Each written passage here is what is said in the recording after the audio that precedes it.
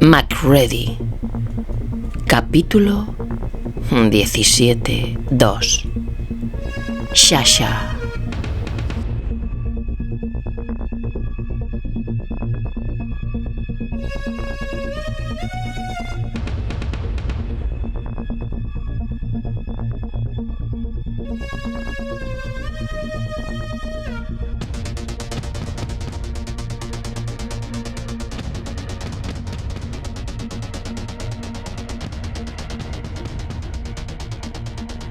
¡Joder!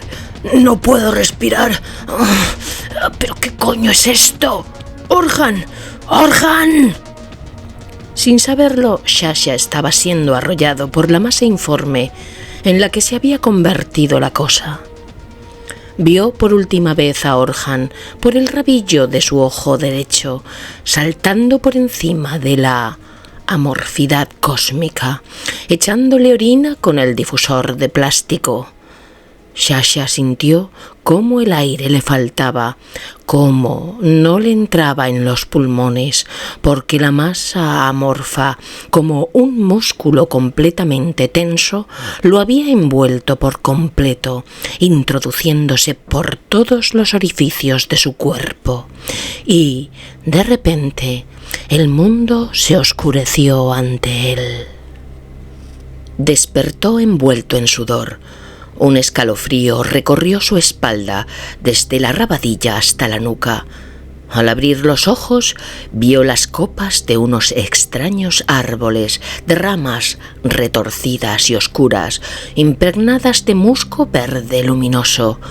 O eso le pareció a él, porque recubría troncos y ramas, emitiendo una fosforescencia cetrina que le facilitaba ver su forma, pero le asombraba porque era algo totalmente nuevo y jamás visto.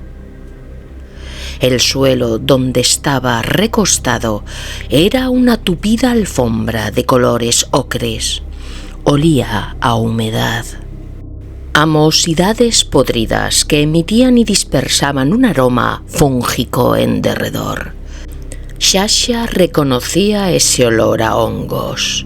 En muchas cavernas, en selvas húmedas, en oquedades de casas ruinosas, en alimentos podridos había tenido contacto con esos efluvios.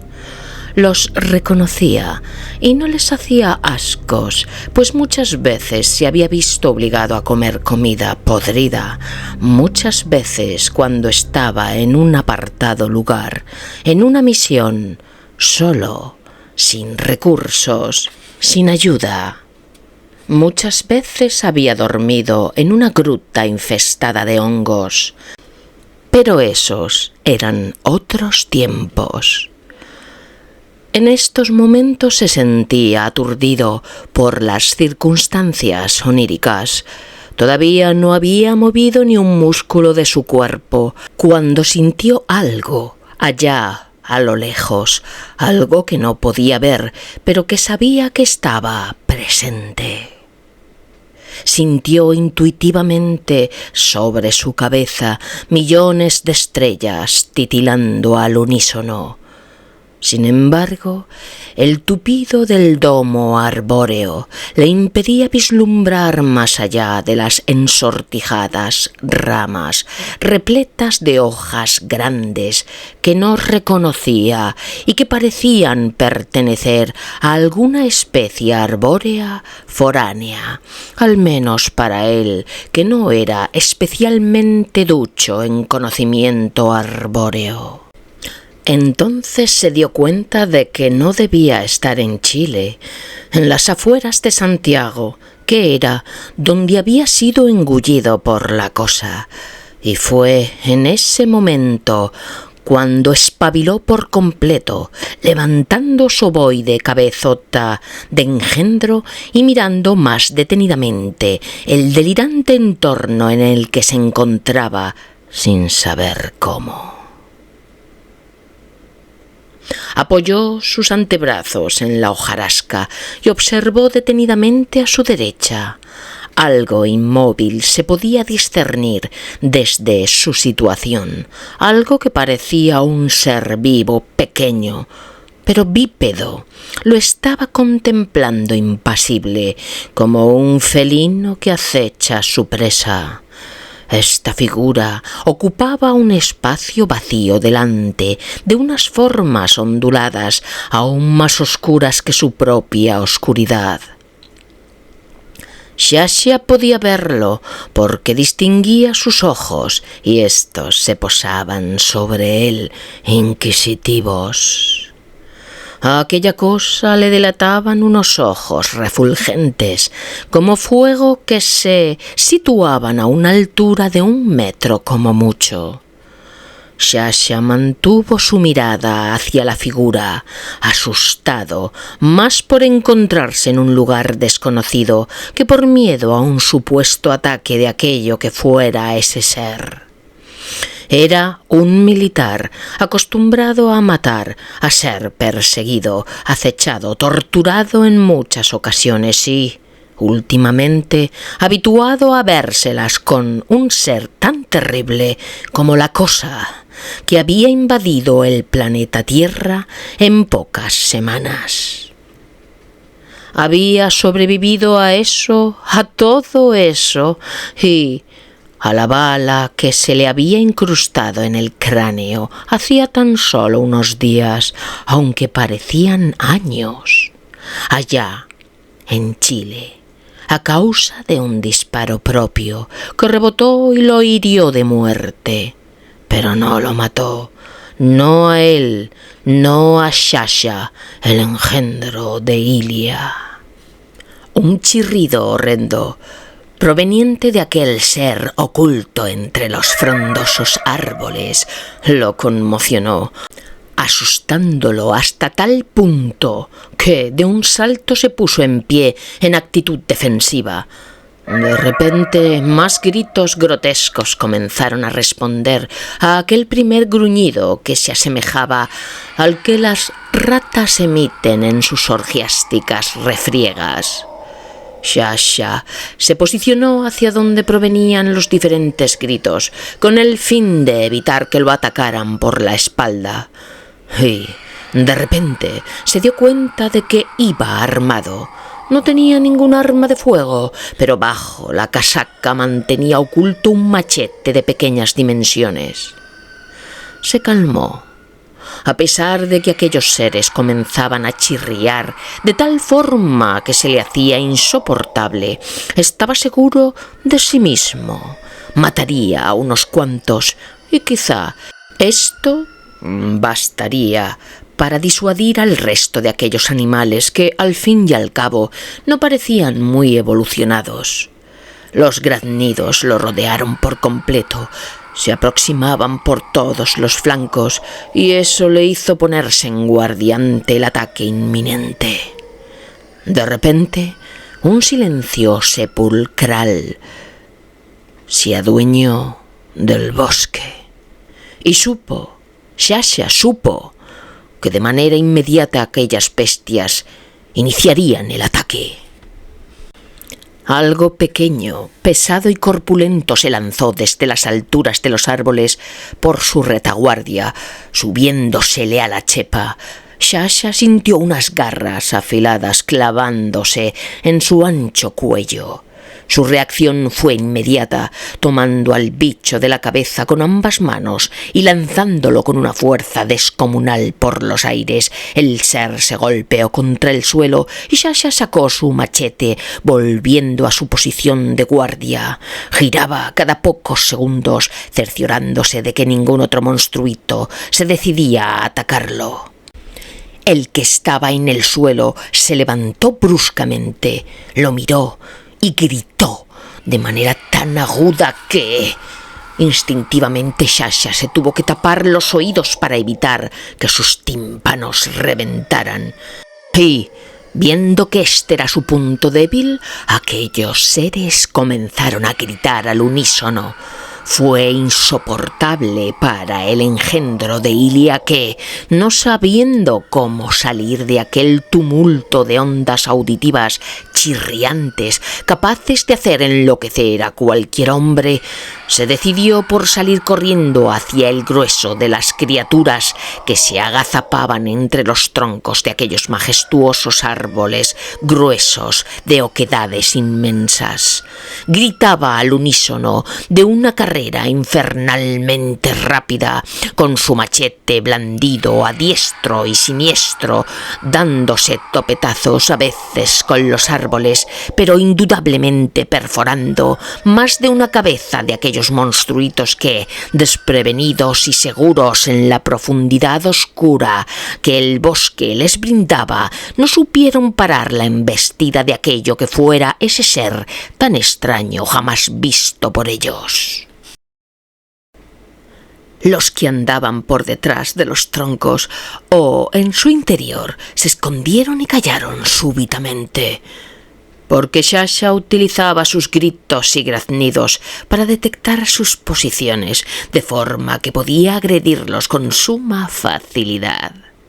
Además, se estaba adaptando a la oscuridad y comenzaba a ver nítidamente tanto las figuras de los árboles como las de aquellos seres enjutos, cual enanos monstruosos. Al sentir que su ataque desesperado había sido un éxito, momentáneamente se decidió por adentrarse hacia el bosque, pues vislumbraba un fulgor que producía un movimiento en las sombras más allá de un claro pequeño. Giró en esa dirección y corrió ágilmente, tan rápido que los enanos contrahechos no pudieron seguirle la carrera. Sin embargo, cuando llegó al claro del bosque, vio que en su centro había una pequeña hoguera alrededor de la que se sentaban entre 7 u 8 figuras semejantes a los seres que lo habían atacado en la espesura del bosque. Miró detenidamente a unos cuantos metros de distancia a aquellos que parecían esperarlo. El más corpulento estaba sentado enfrente de la hoguera y alzó su cara hacia Sasha. Hizo una mueca de auténtico miedo, levantándose asustado, pero dispuesto a pedir clemencia al extranjero, que tanta habilidad para la lucha había demostrado. Al unísono alzó una botella con un líquido fosforescente como el brillo del musgo arbóreo y se la ofreció en señal de amistad. Pero Sasha conocía los ardides de los seres poco evolucionados como estos. Era evidente que aquella bebida tendría algún componente psicoactivo que lo dejaría groggy o algún veneno mortal, en el peor de los casos. Por ese motivo, en lugar de aceptar el trago, tomó la botella y la lanzó contra la hoguera central, provocando un portentoso estallido, quemando a los bichos que, sin esperarlo, todavía seguían sentados alrededor del fuego.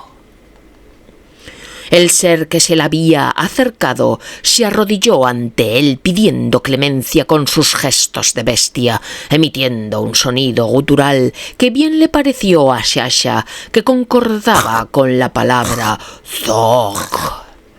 Fue de esta forma que el amigo de Orhan Statov bautizó a estos seres desconocidos para la humanidad hasta entonces como Zogs. Los que estaban escondidos entre los árboles fueron alejándose de aquel ser que se parecía a un hombre, si bien era cierto que el parecido en realidad era remoto. Debía ser algún habitante desconocido que había escapado de los abismos inferiores, allí donde los ghouls y los lívidos arrastran sus corporeidades malsanas. Fue de esta sorprendente manera como Sasha se encaminó hacia el este en busca de algún lugar más allá del bosque denso. Sin embargo, según él mismo pudo contar posteriormente a un viajero al que todos conocían como Carter, y que encontró más allá del bosque mucho tiempo después, no supo contar los años que vagó sin rumbo por las densidades amorfas de aquella amalgama de árboles, seguido de cerca por los Zogs.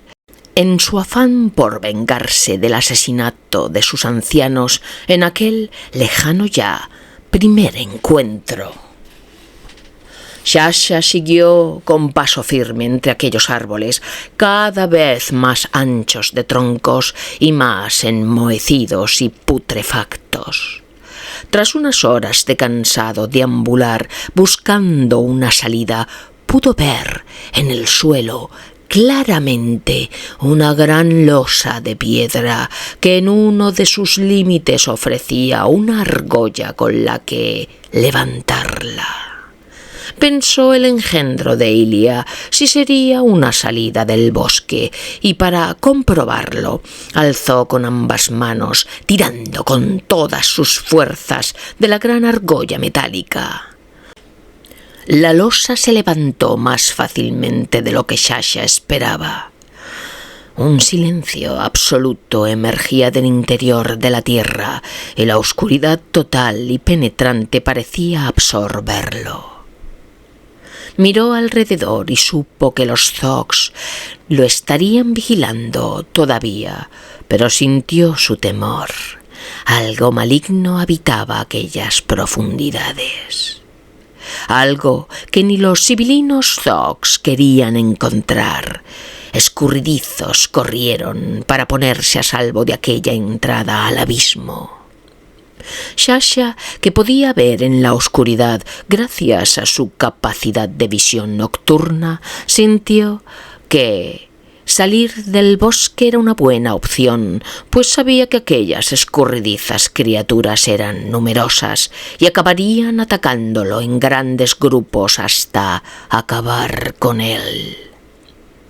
Con la losa de piedra entreabierta miró a su alrededor unos segundos, como despidiéndose del lugar que tan mal lo había acogido.